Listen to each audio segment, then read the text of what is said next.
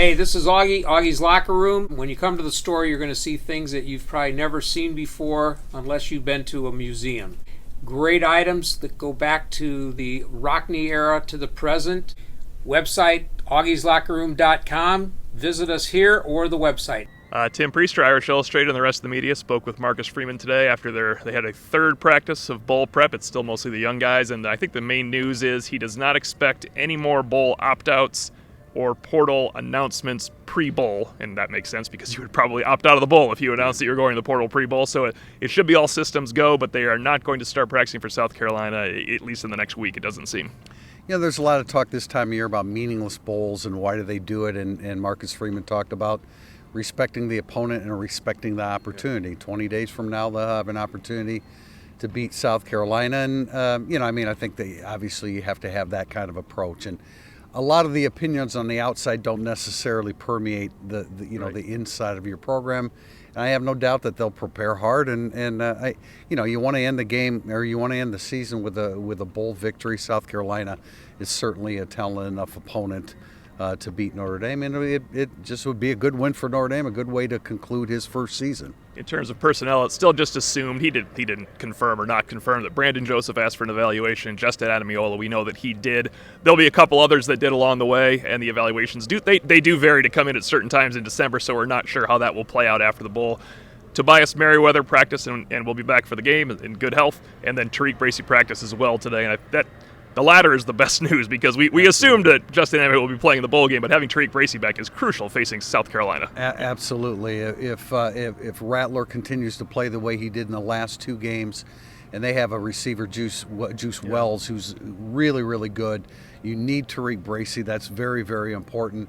We also asked about who's going to provide the production in the absence of Isaiah Foskey, and he mentioned Jordan Botelho, and he mentioned Nioafe Tuialamaka as well. So that's, you hear some names. Botelho did some things at times this year where he looked really good, especially later in the season. Tuialamaka is a guy that we had heard, at a certain point in the season, or maybe even still in camp, where he was getting a look at the Viper end. So we'll get an opportunity to see those guys, and either one absolutely is they're not Isaiah Foskey, but you have to move forward, and it'll be interesting to see what those two guys can do against a left tackle that I think is a little bit vulnerable for South Carolina. Well, and Justin Adamiola could flip back and do a little bit of that role. I know they like him on the strong side now. They like moving Riley Mills inside, but it's a one-off situation, so there'll certainly be some movement up front that you wouldn't have seen against USC with Foskey in there.